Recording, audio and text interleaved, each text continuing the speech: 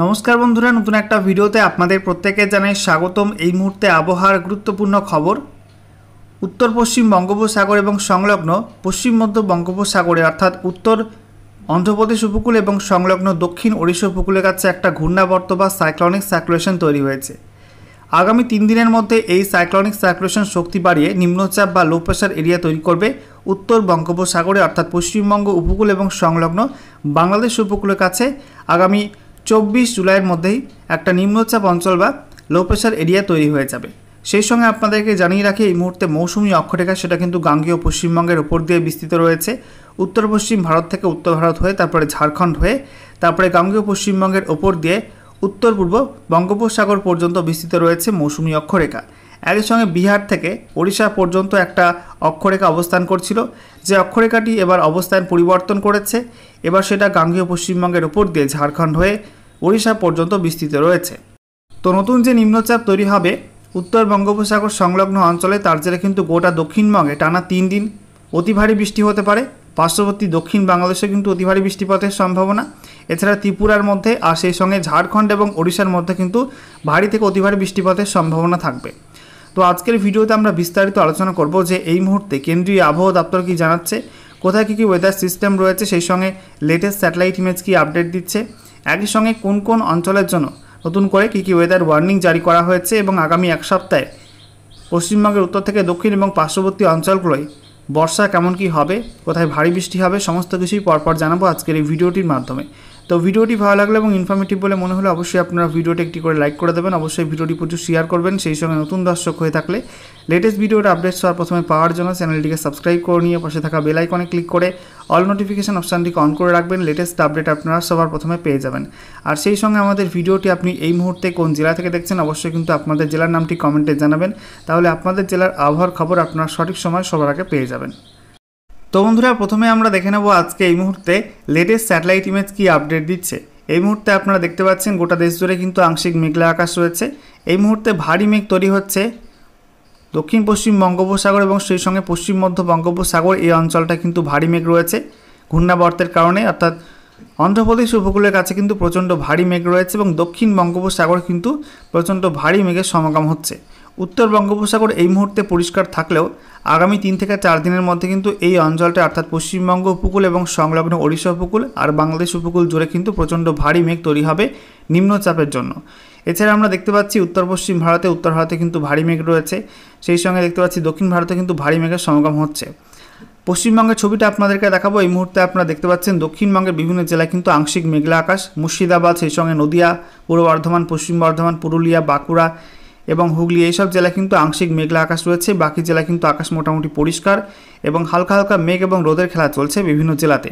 দেখতে পাচ্ছেন কলকাতা, হুগলি, হাওড়া, সেই সঙ্গে পশ্চিম মেদিনীপুর, পূর্ব মেদিনীপুর, দক্ষিণ 24 পরগনা, উত্তর 24 পরগনা, ঠিক আছে, বীরভূম, ঝাড়গ্রাম, প্রত্যেক জেলায় কিন্তু এরকম মেঘ এবং রোদের খেলা চলছে। অন্যদিকে আমরা দেখতে পাচ্ছি উত্তরবঙ্গে মেঘের পরিমাণ কিন্তু অনেকটা কমে গেছে। মালদা, উত্তর দিনাজপুর, দক্ষিণ দিনাজপুর, তারপরে দার্জিলিং, কালিম্পং, জলপাইগুড়ি, আলিপুরদুয়ার, কোচবিহার কিন্তু আংশিক মেঘলা মেঘলা মতো রয়েছে এবং রোদও বেরোচ্ছে বেশ কিছু অঞ্চলে। একই সঙ্গে আমরা দেখতে পাচ্ছি উত্তর পূর্ব ভারতের ক্ষেত্রে আসামের উত্তর পূর্ব সাইডে এই মুহূর্তে ভারী মেঘ রয়েছে ডিব্রুগড় এবং সংলগ্ন অঞ্চলে, সেখানে কিন্তু বৃষ্টিপাতও হচ্ছে বেশ কিছু অঞ্চলে। অন্যদিকে আমরা দেখতে পাচ্ছি ত্রিপুরাতে এই মুহূর্তে পরিষ্কার আকাশ, আর বাংলাদেশের মধ্যে আমরা দেখতে পাচ্ছি আংশিক মেঘলা আকাশ রয়েছে, যেখানে একটু বেশি মেঘ রয়েছে খুলনা, বরিশাল, ঢাকা এবং কুমিল্লা, এই সমস্ত অঞ্চলগুলো কিন্তু একটু বেশি পরিমাণ মেঘ রয়েছে। এবারে আমরা দেখে নেব মৌসুম ভবন বা কেন্দ্রীয় আবহাওয়া দপ্তর কী জানাচ্ছে, এই মুহূর্তে কোথায় কী কী ওয়েদার সিস্টেম রয়েছে। তো দেখুন, বলা হচ্ছে পশ্চিম রাজস্থান এবং সংলগ্ন পাকিস্তানের কাছে যে নিম্নচাপ ছিল সেটা কিন্তু দুর্বল হয়ে পড়েছে এবং তার সঙ্গে যুক্ত ঘূর্ণাবর্ত সেটা কিন্তু পশ্চিম রাজস্থান এবং সংলগ্ন পাকিস্তানের উপর অবস্থান করছে। এটা সমুদ্রপৃষ্ঠ থেকে 3.1 কিলোমিটার পর্যন্ত উচ্চতায় অবস্থান করছে। একই সঙ্গে বলা হচ্ছে মৌসুমি অক্ষরেখা সেটা কিন্তু এই মুহূর্তে অমৃতসর থেকে শুরু করে তারপরে চণ্ডীগড় হয়ে, বারেলি হয়ে, লখনৌ, তারপরে বারাণসী হয়ে, ঝাড়খণ্ডের রাঁচির ওপর দিয়ে, দীঘার ওপর দিয়ে, পশ্চিমবঙ্গের দীঘার ওপর দিয়ে এটা পূর্ব দক্ষিণ পূর্ব দিকে বাঁক নিয়ে উত্তর পূর্ব বঙ্গোপসাগর পর্যন্ত বিস্তৃত রয়েছে। একই সঙ্গে বলা হচ্ছে একটা টাফ রেখা রয়েছে, যেটা বলা হচ্ছে উত্তর বিহারের মধ্যভাগ থেকে ওড়িশা পর্যন্ত অবস্থান করছিল, সেটা কিন্তু অবস্থান পরিবর্তন করেছে। এই মুহূর্তে সেটা গাঙ্গেয় পশ্চিমবঙ্গ থেকে বলা হয়েছে দক্ষিণ ওড়িশার মধ্যবর্তী অঞ্চল পর্যন্ত বিস্তৃত রয়েছে এবং সেটা ঝাড়খণ্ডের উপর দিয়ে গেছে। এটা সমুদ্রপৃষ্ঠ থেকে 0.9 কিলোমিটার পর্যন্ত উচ্চতায় অবস্থান করছে। একই সঙ্গে বলা হচ্ছে আরও একটা আপার এয়ার সাইক্লোনিক সার্কুলেশন বা ঘূর্ণাবর্ত আছে, যেটা বলা হচ্ছে পশ্চিম মধ্য এবং সংলগ্ন উত্তর পশ্চিম বঙ্গোপসাগরের কাছে অর্থাৎ দক্ষিণ ওড়িশা উপকূল আর উত্তর অন্ধ্রপ্রদেশ উপকূলের কাছে অবস্থান করছে এবং সমুদ্রপৃষ্ঠ থেকে 1.5 থেকে 5.8 কিলোমিটার মধ্যে অবস্থান করছে। এছাড়া বলা হচ্ছে একটা পূর্ব পশ্চিম অক্ষরেখা রয়েছে, যেটা বলা হচ্ছে দক্ষিণ কর্ণাটক থেকে বলা হয়েছে দক্ষিণ অন্ধ্রপ্রদেশের উপকূলবর্তী অঞ্চল পর্যন্ত বিস্তৃত রয়েছে। একই সঙ্গে বলা হচ্ছে একটা আপার এয়ার সাইক্লোনিক সার্কুলেশন বা ঘূর্ণাবর্ত রয়েছে উত্তর পূর্ব আসাম এবং সংলগ্ন অঞ্চলে। এটা সমুদ্রপৃষ্ঠ থেকে 0.9 কিলোমিটার পর্যন্ত উচ্চতায় অবস্থান করছে। এছাড়া বলা হচ্ছে একটা নতুন করে লো প্রেশার এরিয়া বা নিম্নচাপ অঞ্চল তৈরি হবে আগামী 24 জুলাই নাগাদ উত্তর বঙ্গোপসাগর সংলগ্ন অঞ্চলে। সেই সঙ্গে বলা হচ্ছে যে উত্তর পূর্ব বাংলাদেশ এবং সংলগ্ন অঞ্চলে একটা আপার এয়ার সাইক্লোনিক সার্কুলেশন বা ঘূর্ণাবর্ত আছে, যেটা সমুদ্রপৃষ্ঠ থেকে 0.9 কিলোমিটার পর্যন্ত উচ্চতায় অবস্থান করছে। এই সমস্ত অ্যাক্টিভ ওয়েদার সিস্টেমের জন্য আগামী দিনগুলিতে কোন কোন অঞ্চলের জন্য নতুন করে কী কী ওয়েদার ওয়ার্নিং জারি করা হয়েছে সেগুলো আমরা দেখে নেব। তো বলা হচ্ছে পূর্ব আর মধ্য ভারতের ক্ষেত্রে বিক্ষিপ্ত অতি ভারী বৃষ্টি হতে পারে, যেটা বলা হচ্ছে বিদর্ভ, ছত্তিশগড়, ওড়িশা, গাঙ্গেয় পশ্চিমবঙ্গ এই অঞ্চলগুলোতে আগামী 23 থেকে 25 জুলাই ওই 3 দিন কিন্তু ভারী থেকে অতি ভারী বৃষ্টি হবে বিদর্ভ, ছত্তিশগড়, ওড়িশার গাঙ্গেয় পশ্চিমবঙ্গে বা দক্ষিণবঙ্গের জেলাগুলোতে। সেই সঙ্গে বলা হয়েছে যে উত্তরবঙ্গের জেলাগুলো আর সেই সঙ্গে সিকিমে আজ থেকে আগামীকাল 22 জুলাই পর্যন্ত বিক্ষিপ্ত ভারী বৃষ্টিপাত থাকবে।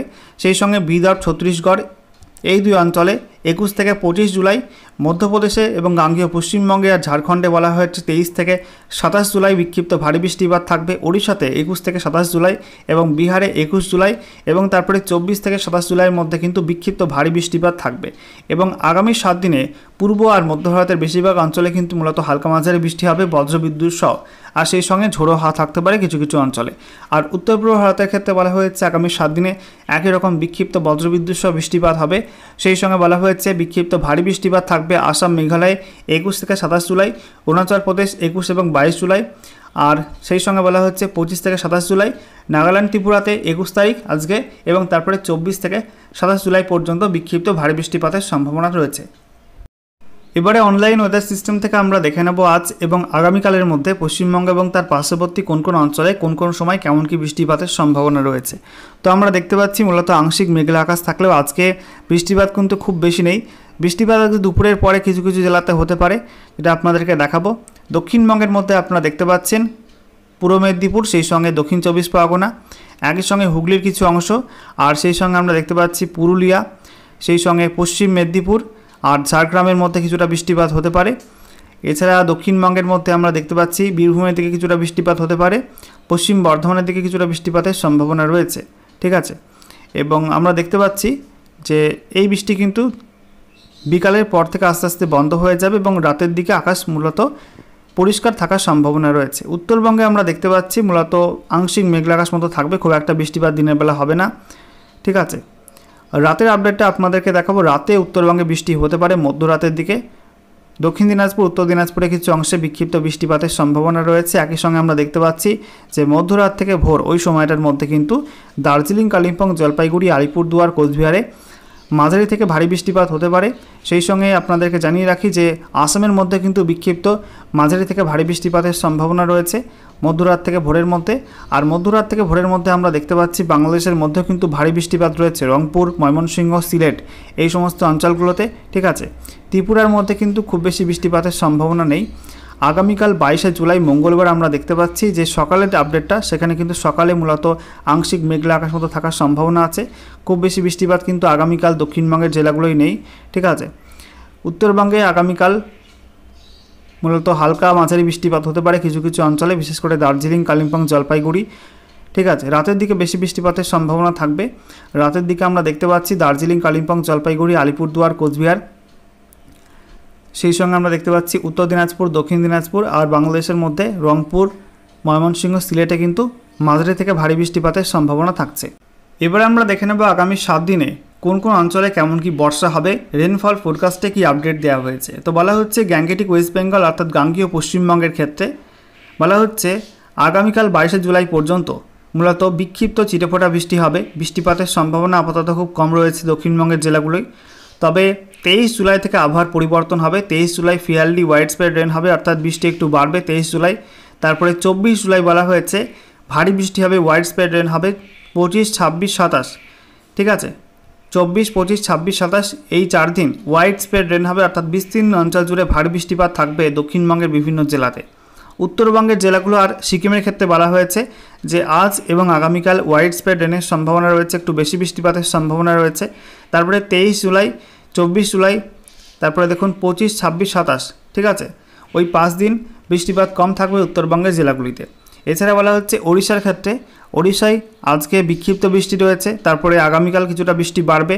23 জুলাই থেকে ওড়িশায় বৃষ্টি বাড়ছে, 23, 24, 25, 26, 27 পর্যন্ত ওড়িশার বিস্তীর্ণ অংশে ভারী বৃষ্টি হবে। এছাড়া ঝাড়খণ্ডের ক্ষেত্রে বলা হয়েছে যে ঝাড়খণ্ডে আজ এবং আগামীকাল মূলত বিক্ষিপ্ত বৃষ্টিপাত থাকবে, বৃষ্টিপাতের সম্ভাবনা কম থাকবে। তবে 23 জুলাই থেকে বৃষ্টিপাত বাড়বে। 23 July fairly widespread rain রয়েছে, 24 জুলাই বলা হয়েছে ওয়াইড স্প্রেড রেন, এবং তারপরে 25 July widespread rain, 26 July widespread rain, 27 July widespread rain. তো 24 থেকে 27 জুলাই পর্যন্ত ওয়াইড স্প্রেড রেন হবে, অর্থাৎ বিস্তীর্ণ অঞ্চল জুড়ে ভারী বৃষ্টি হবে ঝাড়খণ্ডের মধ্যে। বিহারের ক্ষেত্রে বলা হয়েছে যে বিহারে আগামী 25 জুলাই পর্যন্ত মূলত বিক্ষিপ্ত চিটেফোঁটা বৃষ্টি অর্থাৎ স্ক্যাটার রেনফলের সম্ভাবনা, এবং তারপরে 27 এবং 26 জুলাই ওই দুদিন একটু বৃষ্টি বাড়বে, ফেয়ারলি ওয়াইড স্প্রেড রেন হবে। এছাড়া বলা হচ্ছে আসাম মেঘালয়ের ক্ষেত্রে আজকে মূলত হালকা মাঝারি বৃষ্টিপাত, ফেয়ারলি ওয়াইড স্প্রেড রেন। তারপরে আগামী 3 দিন 22, 23, 24 ওই 3 দিন বৃষ্টিপাত কম থাকবে, চিটেফোঁটা বৃষ্টিপাত হতে পারে, দু একটা জায়গায় বিক্ষিপ্ত হবে। তবে 25, 26, 27 ওই সময়টা কিন্তু বৃষ্টি বাড়ছে, ওই সময়টাই মূলত হালকা মাঝারি অর্থাৎ ফেয়ারলি ওয়াইড স্প্রেড রেন হবে। তারপরে বলা হয়েছে যে নাগাল্যান্ড, মণিপুর, মিজোরাম, ত্রিপুরা এই 4 রাজ্যে আজকে মূলত হালকা মাঝারি বৃষ্টি, তারপরে আগামী 2 দিন অর্থাৎ 22 এবং 23 জুলাই বৃষ্টিপাত কম থাকবে। তারপরে আবার কিছুটা বৃষ্টি বাড়বে 24 জুলাই, 25 জুলাই কিন্তু আরও বৃষ্টি কমে যাবে। তারপরে 26 এবং 27 জুলাই কিন্তু আরও কিছুটা বৃষ্টি বাড়তে পারে, অর্থাৎ হালকা মাঝারি বৃষ্টিপাত হতে পারে 26 এবং 27 জুলাই নাগাদ।